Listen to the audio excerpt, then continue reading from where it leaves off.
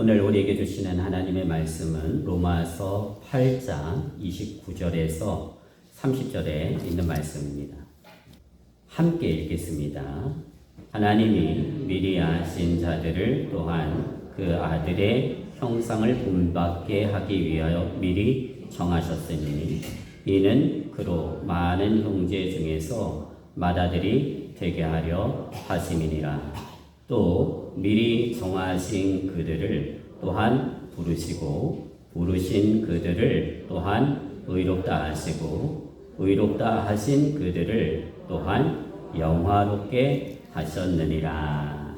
오늘 우리가 읽은 말씀, 본문의 29절의 말씀은 두 부분으로 나눌 수가 있습니다. 첫째는 하나님의 미리 아심, 미리 정하심, 이것에 관한 말씀이고요.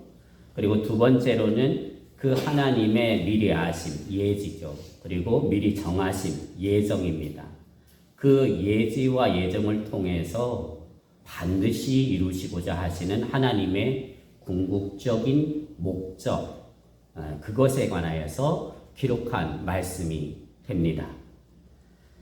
먼저 하나님의 예지와 예정을 보여주시는 하나님의 말씀을 아브라함을 통해서 함께 살펴보겠습니다. 하나님께서 노아의 후손인 아브라함을 부르셨습니다. 어디에서 아브라함을 부르셨는가라고 하는 것을 성경의 말씀 속에서 보게 되어지면 하란입니다. 아브라함의 아버지는 데라이죠.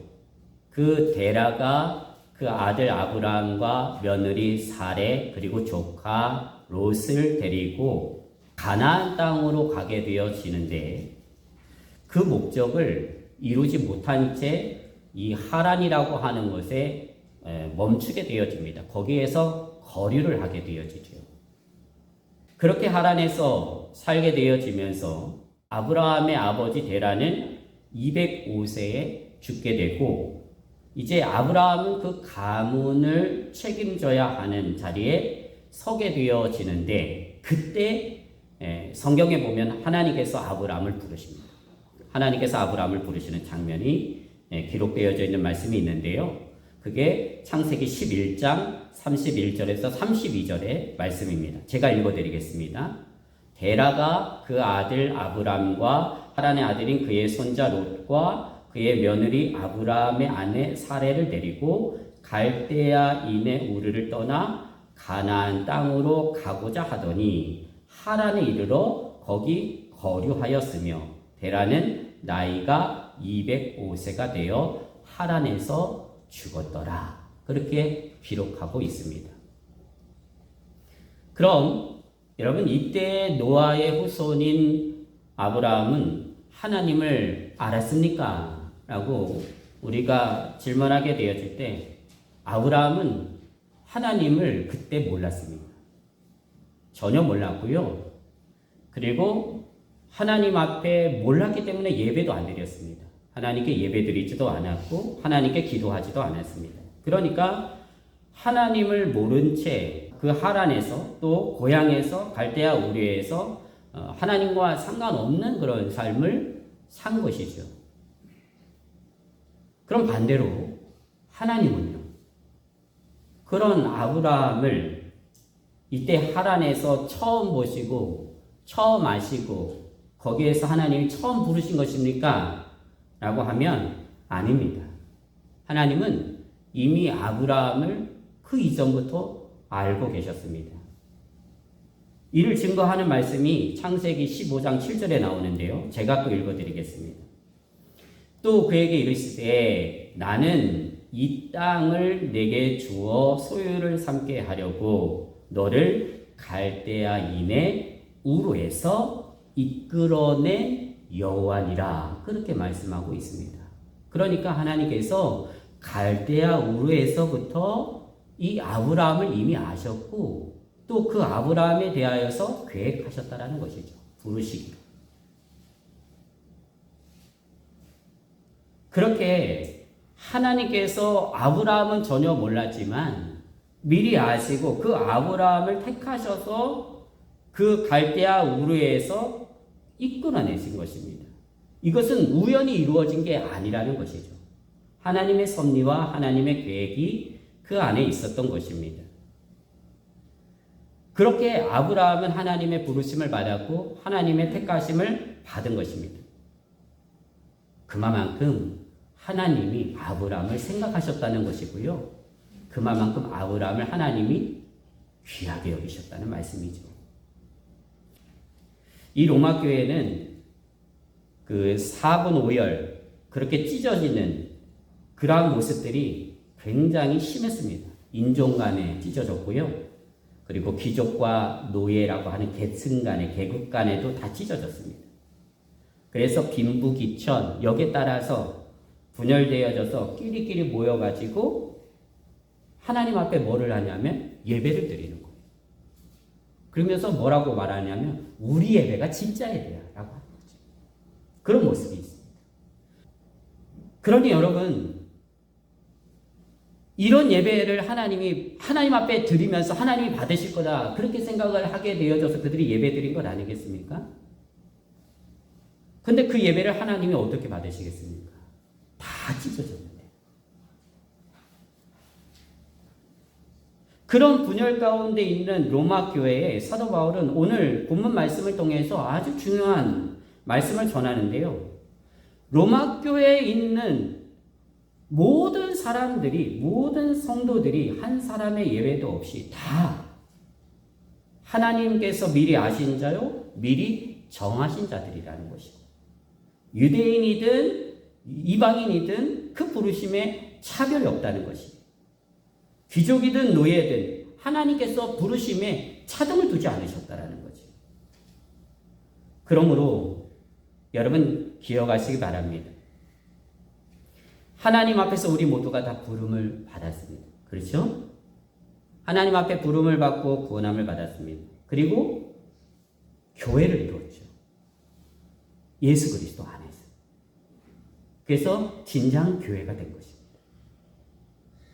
그렇다고 한다면 이 진정 교회는 성도들 한 사람 한 사람 모든 사람들이 다 예외가 없습니다.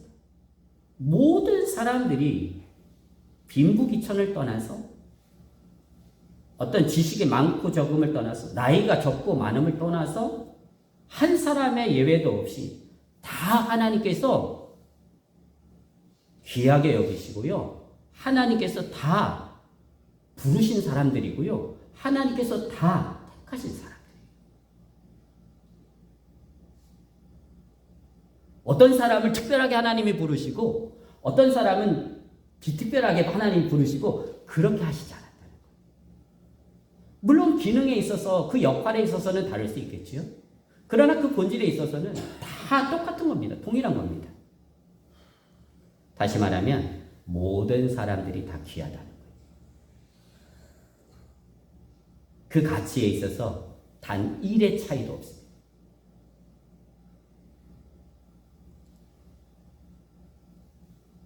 그러니 예수 그리스도 안에서 우리는 서로를 어떻게 대해야 하느냐라고 하는 그 질문에서 모든 사람들에게 동일하게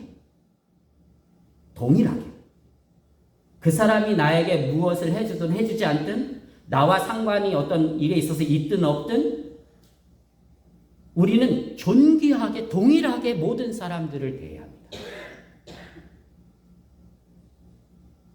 건강하든 건강하지 않든 노인이든 어린아이든 존귀하게 돼야 해요.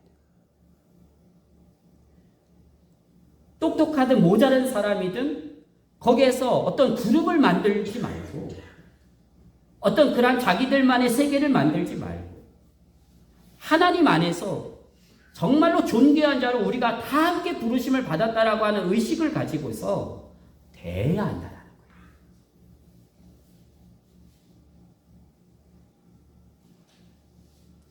만약에 내가 어떤 사람을 차별하잖아요. 어떤 나에게 주어지는 어떤 그런 환경 속에서 어떤 이득이나 어떤 유익이나 뭐 이런 것들에 있어서 사람들을 저 사람은 나에게 유익을 많이 주는 사람이 내가 더 사랑하고 나한테 별로 도움이 안 되는 사람은 저 사람 덜 사랑하고 관심 없고 이렇게 하잖아요. 그건 하나님이 절대 원하시는 게 아니에요. 만약에 그렇게 우리가 대하잖아요? 그러면 여러분 기억하십시오. 그것은 그 사람을 우리가 존귀하게 여기지 않는 게 아니고요. 그 사람을 미리 하시고 미리 정하셔서 진정 교회의 교회가 되게 하신 하나님의 지체가 되게 하신 그 하나님을 우리가 존귀하게 여기지 않는 거예요. 존귀하게 여기지 않는 거예요. 그러므로 주님의 이름으로 여러분께 부탁을 드립니다. 성도 간에 서로를 대할 때 존귀하게 여기는 마음으로 말을 하십시오. 행동을 하십시오. 마음의 중심에서, 마음의 진심에서 존귀하게 여기는 마음, 말을 하고 대하는 것입니다. 인사를 하는 것입니다. 하나님이 미리 아신 자들로 구별한 사람인 것을 정말로 우리가 인정하고 받아들이면 어린아이라도요, 우리가 무시해서는 안 되는 거예요. 그 영혼을 하나님이 귀하게 여기시는 마음으로 그 어린아이를 우리가 대해야 하는 것이죠. 그러한 성도님들이 되어질 수 있게 되시기를 주님의 이름으로 축복을 드립니다. 그리고 청년들에게, 그리고 젊은 청장년분들에게 권면을 드립니다. 나이 드신 어르신분들 우리에게 많잖아요. 많으시잖아요. 그분들을 대할 때 정말로 예의를 다하고 존경하는 마음을 가지고 늘 먼저 인사드리고 내 아버지 어머니처럼 그렇게 공경하는 태도를 가지고서 다가서고 그렇게 섬길 수 있게 되기를 주님의 이름으로 권면을 드립니다. 그리고 어르신분들은요, 부탁을 드립니다. 정말로 어르신답게 정말로 든든한 버팀목이 되어 주십시오. 자라나는 그 청년들과 또 청소년들과 그 청장년분들에게 정말로 본이 되어지고 덕이 되어지고 하게 되어지는 속에서 그 모든 사람들을 정말 든든하게 지켜주게 되어지는 버팀목이 되어달라는 말입니다. 그렇게 되어지기를 주님의 이름으로 축복드립니다. 그렇게 되어지면 그러한 속에서 주님의 교회가 되어지는 거예요. 그 교회가 정말로 주님이 원하시는 교회가 되어지는 거죠. 사람의 많고 적음이 중요하지 않습니다. 주님이 많은 교회를 교회라고 말씀하시고 적은 교회를 교회라고 말하지 않아요. 작은 교회, 적은 교회, 주님이 언제 그런 말씀하셨습니까? 그런 말씀 하신 적 없습니다. 그러니까 위축되지 마세요. 적다라고 자꾸. 정말 중요한 것은 우리가 하나님 앞에서 하나님의 말씀을 따라서 살아가느냐, 살아가지 않느냐라고 하는 것이 중요한 것이에요. 그게 중요한 것입니다. 자, 본론으로 또 다시 돌아가서 여러분, 하나님은 미리 아신 자들, 그리고 미리 택하신 자들을 향해서 그냥 미리 아시고 미리 정하셨다, 이것으로 끝나지 않습니다. 분명한 이유가 있어요. 목적이 있습니다. 하나님께서 반드시 이루시겠다라고 하는 목적이 있는데요. 그 목적이 뭐냐 하면 그 아들의 형상을 본받는 것입니다. 그러니까 예수 그리스도의 형상을 본받게 하기 위하여 하나님이 우리를 미리 하시고 미리 정하셔서 구원하시고 하나님의 자녀 되게 해주셨다라고 하는 것이죠. 그러면서 그 많은 형제들 가운데 예수 그리스도가 첫째가 되시는 것이고 우리들은요, 둘째, 셋째가 되어지는 것이죠. 그러니까 가족이 되는 겁니다. 예수님과 함께하는 가족이 되는 것이죠. 하나님의 가족이 되어지는 것이죠. 그것이 하나님께서 저와 여러분을 부르신 목적이고요. 그것을 이루시기 위해서 하나님이 모든 것을 다 반드시 이루시겠다라고 오늘 말씀에 가르쳐 주시는 것입니다. 그러면 예수님의 형상, 우리가 본받아야 된다라고 하는 예수님의 형상은 어떤 모습이겠습니까? 예수님의 겉모습일까요? 예수님의 겉모습을 닮아라 라고 하면은 우리는 불가능합니다. 왜요? 우리는 유대인이 아니잖아요. 예수님을 겉모습을 닮을 수가 없어요. 불가능합니다. 우리는 동양이기 때문에. 그런데 그게 아니라는 거죠. 우리가 본받아야 할 예수님의 형상은 뭐냐 하면 이런 것입니다. 무엇을 가지면 무엇을 내가 소유하면 저분이 진짜 예수님의 형상을, 예수님의 모습을 지닌 분이시구나 라고 하는 것을 모든 사람들이 동의를 해주고 하나님께서도 인정해 주시는 것일까? 이에 대한 답을 여러분 한번 생각해 보시기 바랍니다. 속으로. 어떻게 하면 우리가 저 사람이 진짜 예수님을 닮은 사람이구나. 저 사람이 정말로 예수님을 그 형상을 본받아가는 사람이구나. 그렇게 생각을 하게 되어질까요? 그것은 바로 예수님의 성품입니다. 예수님의 성품. 그러면 예수님의 성품에는 어떤 것들이 있습니까? 우리가 그 평생 동안에 여러분 하나님 앞에서 닮아가야 될 예수님의 성품. 그게 어떤 것일까? 라고 하는 것을 고린도전서 13장 1절에서 7절까지 기록하고 있는데요. 이 사랑에 대한 말씀이 나옵니다. 한번 제가 읽어드리겠습니다. 내가 사람의 방언과 천사의 말을 할지라도 사랑이 없으면 소리나는 구리와 울리는 꽹과리가 되고 내가 예언하는 능력이 있어 모든 비밀과 모든 지식을 알고 또 산을 옮길 만한 모든 믿음이 있을지라도 사랑이 없으면 내가 아무것도 아니요 내가 내게 있는 모든 것으로 구제하고 내 몸을 불사르게 내줄지라도 사랑이 없으면 내게 아무 유익이 없느니라. 사랑은 그러면서 이제 사랑이 나옵니다. 뭐냐?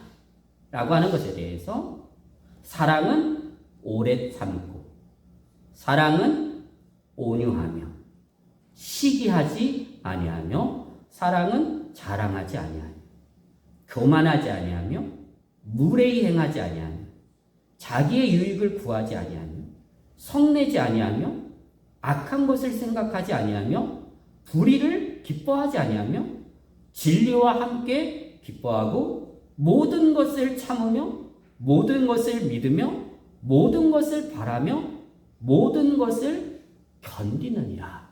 그렇게 말씀합니다. 그러니까 사랑은 예수님의 성품인데요. 그 사랑에 대해서 뭐라고 말하냐면 감정이 아니라는 거예요. 어떤 내가 상대방에게 품게 되어지는 그러한 어떤 감정이 아니라는 거예요. 예수님께서 보여주신 그 성품은 관계 속에서 이루어지는 모습입니다. 성품이거든요.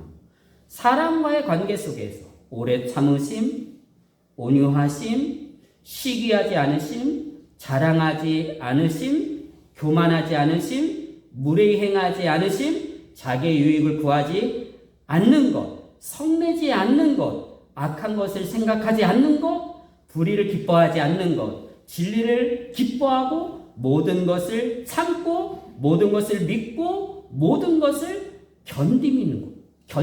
이게 사랑이라는 거예요. 이게 사랑. 이 성품을 지닌 자로 예수님은 하나님의 맏아들이 되셨습니다. 그러므로 이제 우리가 그 예수님의 가족으로 하나님 앞에 부름을 받았으니 그 부름을 받은 자의 삶을 마땅히 살아야 하는 것이죠. 우리가 무엇에 열심을 내야 됩니까? 우리가 무엇에 최선을 다해야 됩니까? 우리가 신앙생활을 하게 되어지는데 결코 놓치지 않고 결코 놓을 수 없는 그게 무엇입니까? 라고 하면 끊임없이 하나님 안에서 형제 자매 간의 관계를 통해서 예수님의 성품을 만들어가는 거예요. 예수님의 성품을 닮아가는 거예요. 예수님의 사랑으로 사랑하게 되어져요. 서로 사랑하게 돼요. 그렇게 되어질 때 그 사랑이 정말로 여러분의 삶 가운데 보여지게 되어질 때 그때 그 속에서 많은 사람들이 뭐라고 하냐. 아, 저분은 진짜 예수님을 닮으셨어. 아, 저분은 진짜. 남들이 정말로 어떻게 보면 바보처럼 그렇게 막 무시를 해요. 어떤 사람은 굉장히 똑똑하게 그렇게 생각을 하게 되어지는 사람이 와가지고 어느 한순간 바보처럼 만들어버려요. 그런데도 정말로 그게 너무나 아닌 거예요. 아닌 것을 알면서도 참아요. 왜요? 사랑합니다. 그게 예수님의 사랑. 억울해요. 정말로 억울해요. 내가 말하고 싶어요. 이게 아니라고 말하고 싶어요. 그러나 그것에 대해서 침묵해요.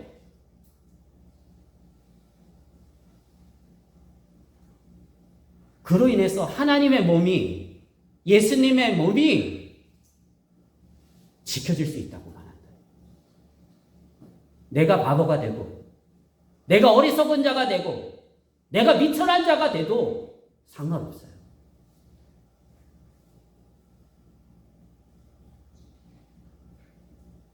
그게 예수님을 닮아가는 사람.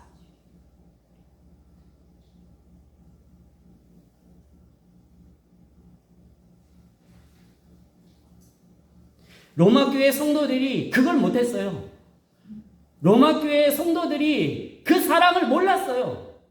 너무나 믿음 생활 잘했습니다. 로마교회 성도들이 뭐 믿음 생활 개판을 했다고 그렇게 생각하지 마십시오.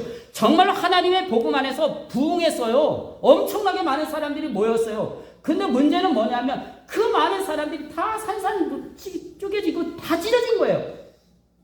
그러면서 자기만 교회라는 거예요. 자기만 잘났다는 거예요. 자기만 최고라는 거예요. 그러면 결국 다 산산조각 나게 되어지는 거 누구의 몸이 찢어지는 겁니까? 예수님의 몸이 찢어지는 거죠.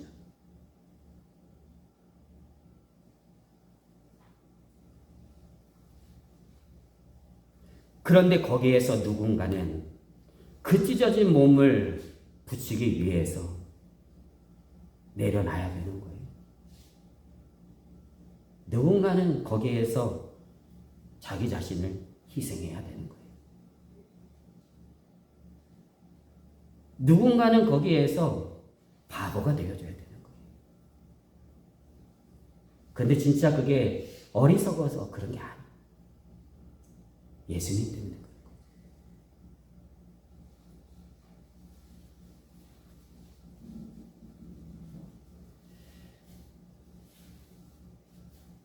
그러한 하나님의 사랑을 오늘 이 말씀 속에서 사도 바울이 로마교회 성도들에게 전하고 있는 것입니다. 그러면서 예수님의 성품을 여러분들이 닮아가기를 원합니다. 그리고 그 안에서 하나 되십시오 라고 말하는 것이지. 그리고 여러분 기억하시기 바랍니다. 하나님은요 이 목적을 이루시기 위해서 지금도요 저와 여러분의 삶 가운데 함께 하시고요 역사하십니다. 말씀을 통해서. 자, 30절의 말씀이 그 말씀이에요. 또 미리 정하신 그들을 또한 부르시고 부르신 그들을 또한 의롭다 하시고 의롭다 하신 그들을 하나님께서 영화롭게 하셨느니라 그렇게 말씀하십니다. 여러분 여기에서 우리는 미리 정하신 그들을 성도들이죠. 부르셨다. 이해합니다. 부르신 그들을 또한 의롭다 하셨다. 예, 예수로 말미암아 의롭다함을 얻었지요. 여기까지는 이해할 수 있습니다. 그런데 의롭다 하신 그들을 또한 영화롭게 하셨느니라 이렇게 표현하고 있습니다. 영화롭게 하셨다라고 하는 것은 시제가 과거입니다. 부정과거 시제입니다. 그러니까 사실 이 영화롭게 되어지는 순간은 일어나게 되어지는 그 순간은 어느 때냐면 미래의 일이에요. 지금 일어나는 게 아니고요. 미래, 종말에 일어나는 그런 일이죠. 그래서 예수님의 그 영화로움에, 그 영화롭게 하심에 함께 동참하게 되어지는 것이죠. 그런데 그것을 표현하는데 마치 지금 이루어진 것처럼, 벌써 이루어진 것처럼 그렇게 과거의 일로 사도 바울이 서술을 하고 있습니다. 왜 그럴까요? 이게 독특한 헬라어의 표현인데요. 이런 것입니다. 비록 미래의 사건이지만, 일어날 사건이지만 그것이 너무나도 필연적인, 반드시 이루어질 확실한 사건일 때 의도적으로 이런 표현을 쓰는 거예요. 미래의 일을 미리 이루어진 과거의 역사처럼 그렇게 헬라어가 표현을 한다는 것입니다. 그러니까 영화에 이르는 그 단계는 아직 우리에게 가시적으로 나타나지는 않았어도 그것은 이미 하나님의 계획 속에서, 하나님의 의지 가운데에서 완료되어질 것이고 반드시 이루어질 것이고 확정되어질 것이기 때문에 여기에 이런 표현을 영화롭게 하셨느니라 라고 하는 표현을 썼다는 것입니다. 그러므로 하나님께서는 성도로 부르신 저와 여러분을 그렇게 반드시 만들어 가실 것입니다. 이것은 하나님의 의지입니다. 하나님의 의지예요. 하나님이 반드시 하시겠다는 거예요. 여러분 이걸 아십시오. 그러니까 내가 하나님 앞에서 부족해요. 내가 하나님 앞에서 그 예수님의 성품을 담는 자로 내가 어떻게 예수님을 닮아갈 수 있겠어? 내가 어떻게 예수님의 그 성품을 정말로 이뤄갈 수 있겠어? 난 너무나도 부족해. 그 부르심에 합당한 삶을 살아갈 수 없어. 이런 부정적인 어떤 생각이 들 때 여러분 오늘 이 말씀을 기억하십시오. 이 29절과 30절의 말씀. 하나님은 반드시 그것을 이루신다. 우리를 통해서. 한 사람도 이루어집니다. 우리는 그것을 위해서 부르심을 받았어요. 그 부르심을 하나님 앞에서 받은 것입니다. 이 말씀을 여러분 우리가 깨달으면 우리의 인생 가운데에서 정말로 우리가 해야 할 일이 무엇이고 또한 우리가 노력해야 할 것이 무엇이고 우리가 집중해야 할 것이 무엇인지를 깨닫게 되어집니다. 바라기는 이 깨달음을 통해서 그 하나님의 선하신 저와 여러분을 향하신 하나님의 그 궁극적인 목적, 그 목적을 온전히 이루어가는 사람으로 이 땅에서 쓰임받고 이 땅에서 존재하는 하나님의 사람 다 되어질 수 있게 되시기를 주님의 이름으로 축복을 드립니다.